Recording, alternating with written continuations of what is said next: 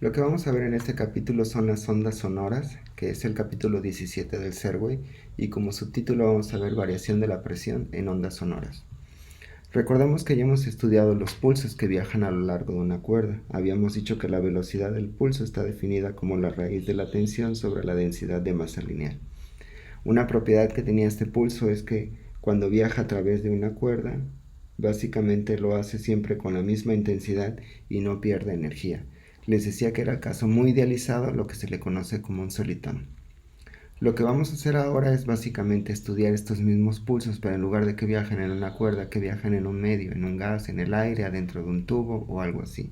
Como primer ejemplo vamos a considerar que están viajando adentro de un tubo. Cuando el gas viaja, cuando el gas viaja dentro de un tubo, básicamente lo que hace, en este caso el pistón, lo que hace el pistón es moverse con una cierta velocidad hacia acá. Entonces lo que va a hacer es comprimir el gas.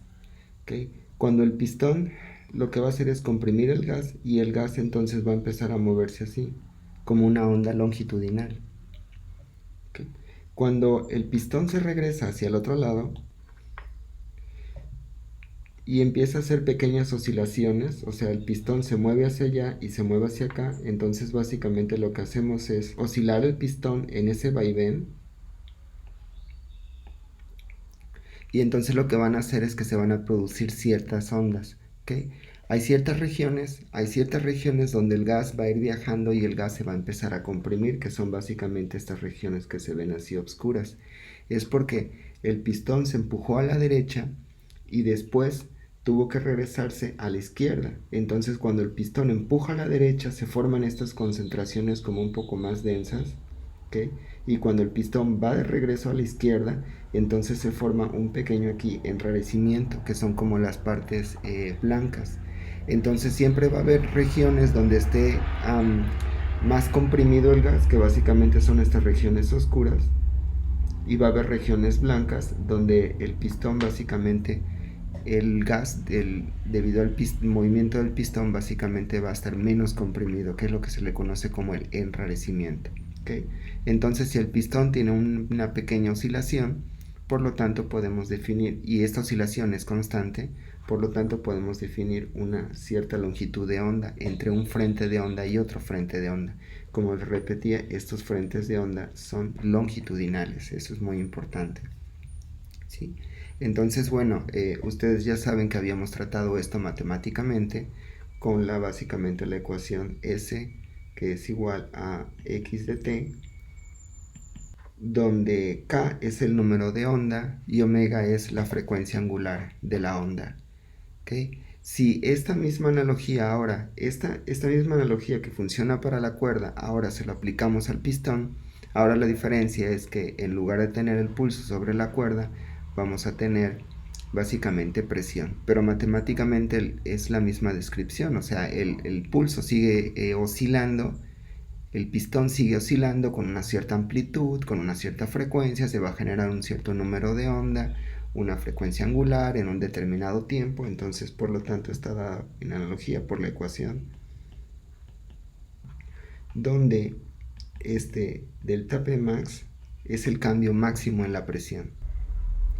Una diferencia importante es que aquí la función trigonométrica es seno, porque se está considerando que en el equilibrio la presión es igual a cero. O sea, no es que en realidad en el equilibrio la presión es igual a cero, sino que la presión sin el movimiento del pistón obviamente va a tener una cierta presión, esa es la presión de equilibrio y entonces por lo tanto ahí se setea al cero y una vez que el pistón empuje, entonces se va a empezar a generar presión.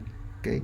Entonces en realidad la presión en equilibrio se considera como el cero, por eso es que tiene que ser una función seno, porque si fuera una función coseno, entonces eso implicaría que hay una cierta presión ahí ya de antemano y sería un poquito complicado porque hay que saber exactamente qué presión hay para empezar a considerar lo demás.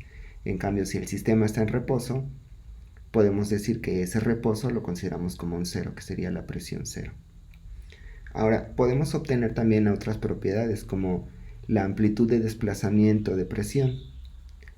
Para esto básicamente necesitamos algo que se llama el módulo volumétrico. El módulo volumétrico en esencia es muy parecido al módulo de Jones. La diferencia así tajante es que el módulo de Young lo que les va a decir es la elasticidad lineal. Por ejemplo, si ustedes tienen una liga y la estiran, pues les va a decir qué tan elástica es la liga a lo largo de la longitud que la están estirando, ¿sí? Entonces, el módulo de Young, entre más grande sea, lo que les dice es que es más rígido, entre más pequeño sea, pues es menos rígido, por ejemplo, más flexible, ¿sí? Las unidades del módulo de Young pues, simplemente son presión sobre el cambio de longitud, cambio de delta L sobre L, como en este caso el módulo volumétrico está dado sobre el delta P sobre el delta volumétrico, ¿sí? Entonces, por lo tanto, el volumen sobre volumen se elimina y el módulo volumétrico simplemente es igual a las unidades de presión, que serían newton sobre metro cuadrado. Lo mismo pasa para el módulo de Young, simplemente que en lugar de tener volumen, tienen una longitud, ¿sí? Entonces, el módulo de Young les está diciendo qué tan elástico es una liga a lo largo de su longitud, mientras el módulo volumétrico les dice qué tan elástico es, qué tan elástico, qué tan rígido es algo en sentido de un todo, un volumen. ¿Okay? Por ejemplo, si ustedes tienen un vaso de papel, entonces ustedes lo pueden estirar un poquito o lo pueden compactar. ¿Sí? Eso es lo que les dice el módulo volumétrico. El módulo volumétrico, si se fijan aquí, tiene metido un signo menos. Ese signo menos está metido desde un punto de vista físico por el hecho de que cuando ustedes, por ejemplo, compacten un vaso, entonces lo que están haciendo es incrementar la presión.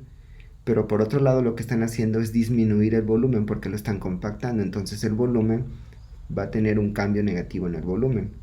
Al inicio tenían un volumen más grande y al final tenían un volumen más pequeño. Por lo tanto va a haber un signo menos y con este signo menos que está aquí se va a compensar y el módulo volumétrico les va a dar un signo positivo. ¿Okay? Bueno, ahora, si lo que me interesa a mí es la presión, entonces si de esta ecuación yo despejo la presión, pero recuerden que en este caso lo que estoy haciendo es trabajar un pistón. Lo que yo estoy haciendo aquí es que este volumen lo voy a cambiar por el volumen del cilindro. El volumen del cilindro en este caso, si yo lo veo, pues va a ser toda una área. Y si lo pongo en sección transversal, pues tiene una determinada superficie que le voy a llamar un delta S. ¿Sí?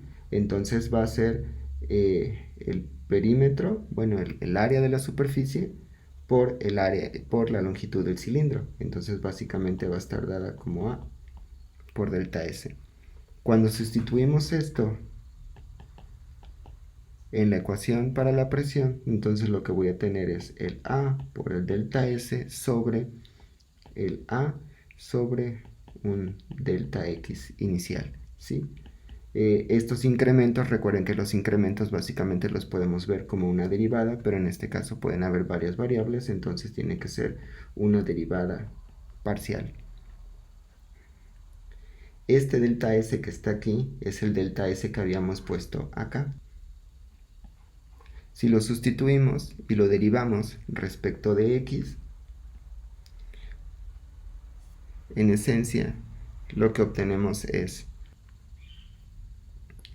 cuando nosotros tomamos el valor máximo, entonces recuerden que el valor máximo del seno es 1, entonces por lo tanto lo que nos queda es, y así es como podemos obtener el cambio de la presión máxima que hay. Hagamos un ejemplo sencillo para ilustrar cómo funciona esto. Dice, escribe una expresión que describa la variación de la presión como una función de la posición y el tiempo para una onda sonora sinusoidal en el aire. Suponga que la rapidez del sonido es 343 metros sobre segundo, la longitud de onda es 0.1 metro y la presión máxima es 0.2 pascales. ¿Okay? Bueno, por un lado sabemos que el número de onda está dado por y la velocidad, la frecuencia angular está dada como por lo tanto, podemos escribir la ecuación para la presión simplemente como. Ahora lo que queremos será estudiar la rapidez de ondas sonoras. Lo que me interesa saber es cómo se mueve una onda en diferentes medios, no necesariamente en una cuerda, que era lo que ya habíamos hecho, ¿sí? Para esto básicamente vamos a volver a considerar el gas adentro de un cilindro. Cuando consideramos que el gas está dentro del cilindro y nosotros ejercemos una cierta fuerza, pues la fuerza simplemente va a estar dada como presión por área. y eventualmente después de un cierto tiempo pues todo el gas se va a desplazar a la derecha. La longitud de un elemento del gas, la longitud de un pequeño elemento del gas, en este caso este pedacito de aquí, pues va a estar dado simplemente como un delta L por una velocidad, por un intervalo muy pequeñito de tiempo. ¿Okay? Donde esta V que está aquí es la rapidez del sonido dentro del gas, y eso es lo que me interesa calcular. Y el T es el intervalo de tiempo muy pequeño. ¿Okay? Por un lado yo le estoy ejerciendo una fuerza al pistón, y por otro lado está moviéndose una cantidad de masa. Entonces esto lo podemos relacionar del teorema impulso cantidad de movimiento. Cuidado aquí al no confundir la P con una flechita arriba, que es básicamente el momento lineal, la masa por la velocidad, y la P sin flechita, que la voy a considerar para la presión, ¿sí? Entonces, bueno, debido a que se está incrementando la presión dentro del pulso, y voy a considerar que la fuerza es constante, no es que la fuerza sea constante, sino que lo que estoy haciendo es considerar un intervalo muy chiquitito de tiempo, y en ese intervalo muy pequeño de tiempo puedo considerar que la fuerza es constante, ¿sí? Entonces el impulso sabemos que básicamente es fuerza por el intervalo de tiempo, pero por otro lado la fuerza habíamos dicho que es presión por área. Entonces al sustituirlo lo que voy a tener es el cambio de la presión por el área por el cambio del tiempo, ¿sí? Pero anteriormente ya habíamos sacado una expresión para la presión que nos que nos relacionaba con el módulo volumétrico, donde el volumen en este caso estamos considerando el cilindro, que el volumen del cilindro es el área de la base por la longitud. Si este incremento de longitud lo relaciono ahora con esto que había puesto acá. Ojo aquí que puse un signo menos. Este signo menos está porque la longitud inicial es mayor y la longitud final es más corta porque el pistón se está compactando, ¿sí? Entonces, como el pistón se está compactando, la longitud final va a ser más pequeña. Si esto lo sustituyo ahora en el impulso, y a su vez del teorema impulso y cantidad de movimiento, habíamos dicho que delta P es igual a I, ¿sí? Pero recuerden que el momento lineal es masa por la rapidez, bueno, velocidad si le pongo el vector, y a su vez la masa la puedo ver como la densidad volumétrica por el volumen, ¿sí? Entonces, si esto lo reescribo en el momento lineal, lo que voy a tener es, y a su vez el volumen, habíamos dicho que era el volumen del cilindro, que es el área de la base por su longitud. Y la longitud la podemos cambiar por velocidad por tiempo. Ahora, del teorema impulso y cantidad de movimiento, entonces eso significa que yo puedo igualar esta expresión con esta expresión, ¿sí? Gracias al teorema. Entonces al igualarlo lo que tenemos es, lo cual al simplificar tenemos, lo cual nos da la rapidez con la cual se está moviendo un gas adentro de un medio. Sí, si se fijan, básicamente esta ecuación es muy parecida a la ecuación de la onda en una cuerda, ¿sí?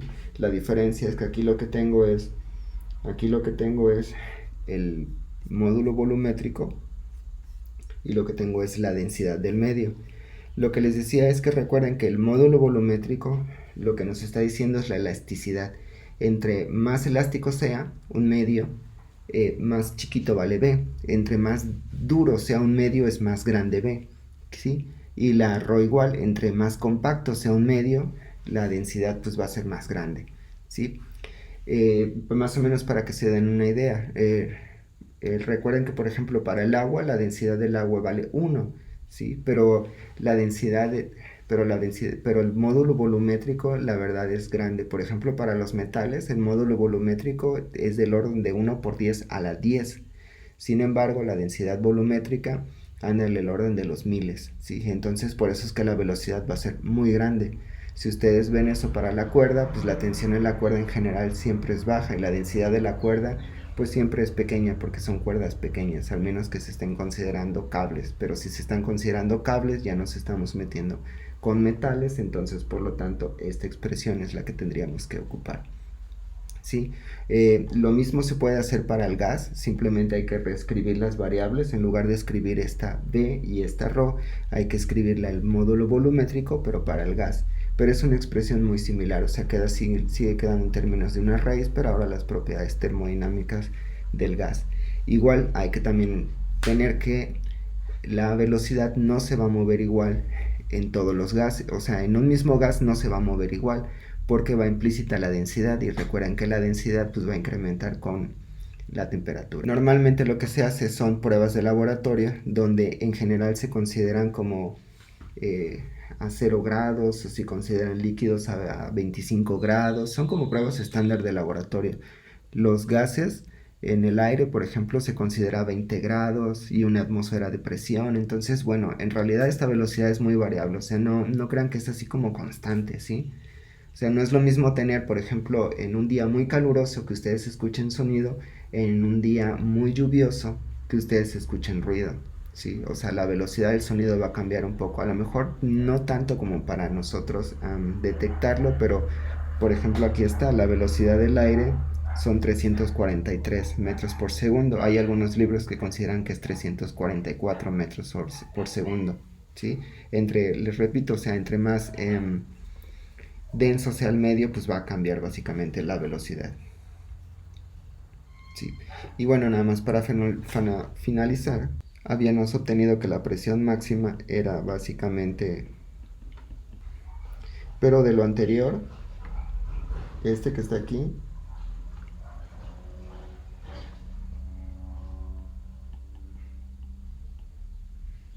entonces si lo sustituimos, recuerden que el número de onda es la velocidad angular sobre la velocidad. Entonces, por lo tanto, podemos expresar la presión máxima simplemente como de esta forma. Bueno, vamos a hacer unos ejemplos para que esto quede más claro. Dice, un experimentador quiere generar en aire una onda sonora que tenga una amplitud de desplazamiento de 5.5 micrómetros. La magnitud de la presión estará limitada a 0.84 pascales. ¿Cuál es la longitud de onda mínima que puede tener la onda sonora? Bueno, básicamente es utilizar la ecuación que había descrito en rojo anteriormente, pero antes de resolver esto hay que tener en cuenta cuánto vale la densidad del aire y que la frecuencia angular está dada como... Entonces, de la expresión que habíamos escrito anteriormente, esta de Pmax, sustituyendo la velocidad angular y despejando la longitud de onda. Bueno, vamos a realizar otro ejemplo. Dice, un avión de rescate vuela horizontalmente con una rapidez constante en busca de un bote averiado. Cuando el avión está directamente arriba del bote, la tripulación del bote suena una gran sirena. Cuando el detector sonoro del avión recibe el sonido de la sirena, el avión ya recorrió una distancia igual a la mitad de la altura sobre el océano. Si suponemos que el sonido tarda 2 segundos en llegar al avión, determine la rapidez del avión y su altura. ¿Okay? Bueno, como el avión básicamente está volando horizontalmente con una velocidad constante y la idea es que aquí abajo está el bote, entonces esto se emite en una señal de auxilio y pum, llega aquí a una distancia de, esa es una altura, y dice que el avión recorre una distancia de h medios.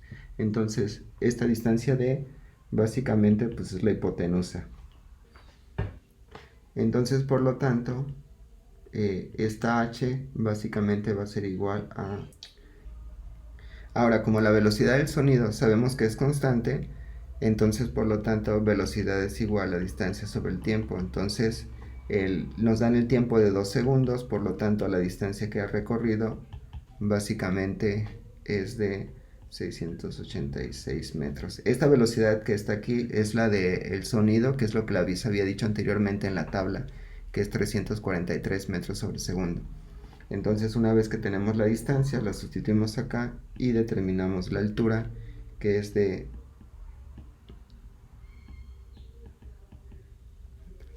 Okay. Lo que hice fue resolver primero el inciso B porque necesitaba la altura. Después en el inciso A nos preguntan, bueno, ¿cuál es la rapidez del avión? Bueno, entonces sabemos que el sonido llega al mismo tiempo justo en este punto, ¿ok?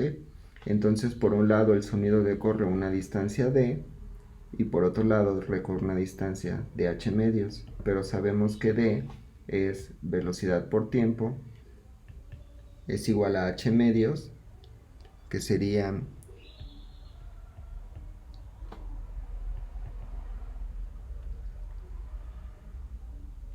¿sí? Y si despejamos de aquí la velocidad, listo.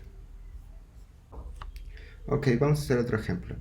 Dice, la rapidez del sonido en el aire, en metros por segundo, depende de la temperatura, de acuerdo con la expresión, y ahí está la expresión, donde T es la temperatura en Celsius. En el aire seco, la temperatura disminuye casi 1 grado por cada 150 metros de aumento en altura.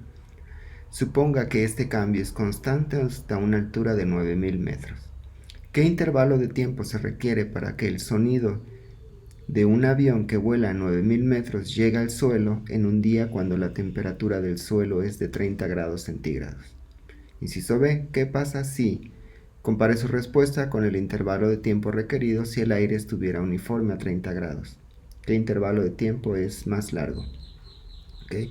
Bueno, lo primero que debemos de hacer es calcular la temperatura a los 9000 metros. ¿Okay?